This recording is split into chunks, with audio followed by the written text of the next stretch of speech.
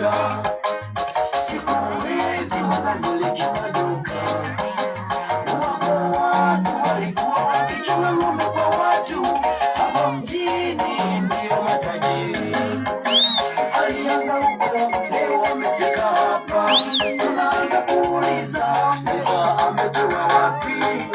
Usimdharau wewe usiyemjua, yani kesho huyo ndiye bosi wako.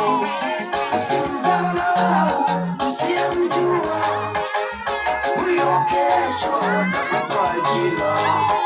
Usimdharau usiyemjua, huyo kesho atakusaidia vingi. Usione leo, angalia kesho. Haujui utakutania wapi. Urabe tuyu musi, urabe ni jejo. Uomega, uogulira hei. Hizo pesa zenyewe zinapita.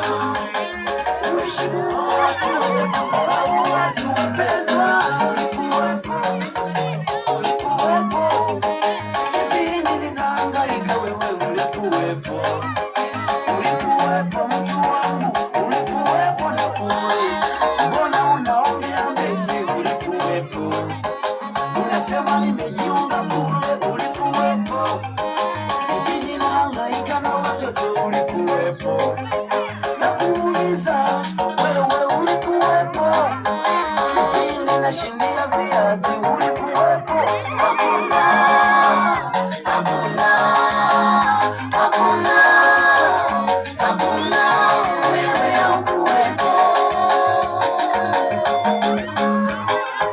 Mungu wa Mungu, hili ni swali tu.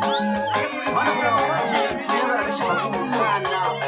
Kipindi hicho tulikuwa tunashinda njaa, tunalala njaa, tunachotoa pale wakati mwingine, tunabalia mashamba ya watu. Kipindi hicho pesa zilikuwa hazipo. Lakini kuna watu sasa wameshafanikiwa. Baada ya kuwa wamezipata, wanaanza maneno mengi. Mara huyu ni Freemasoni, mara huyu ametoa mtoto kafara. Wanadamu wanakuwa na maswali mengi. Sasa ndio maana nauliza kwenye wimbo, hayo mambo kabla yafanya, ulikuwepo au uliyaona? Kwa ni kwamba mtu wa Mungu, mtu akipata pesa, wengine halali sio haramu, kwa sababu umetoka mbali sana. Kwa kipata, acha mtolee Mungu sadaka, acha watu wahudumie watumishi wa Mungu, wachungaji, acha hudumie kanisa, kwa sababu Mungu anamjali, amempa. Kwa hiyo huu wimbo una maana kwamba wakati hayo mambo nayafanya haukuwepo, ndio maana sasa hivi nina maisha mazuri. Acha nimsifu Mungu kwa sababu nimezipata. Haleluya. Huu wimbo ukitaka kupata, nenda YouTube, andika Magia Chilolo. Mungu